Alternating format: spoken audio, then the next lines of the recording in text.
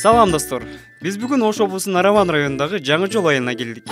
Бүгүнкү күндө Жаңы Жол айылындагы ата-энелер балдарынын англис жана орус тилин тереңдетип үйрөнүшүн каалашат. Тагыраагы 81% ата-эне мектептеги окутуу системасы англис жана орус тилин үйрөнүү үчүн жетишсиз деп эсептешет.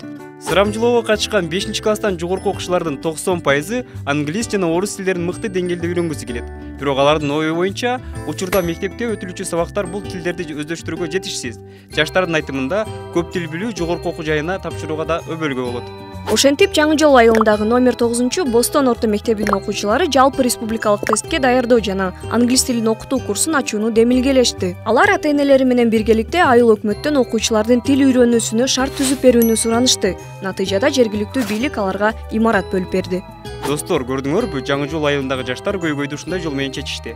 Силер да Жаңы Жолдогу жаштарды колдойсуңарбы? Алардын мындай демилгесине кандай кеңеш бересиңер? Силер жашаган жердеги ушуга окшош маселелерди кандай жол менен чечсе болот деп ойлойсуңар?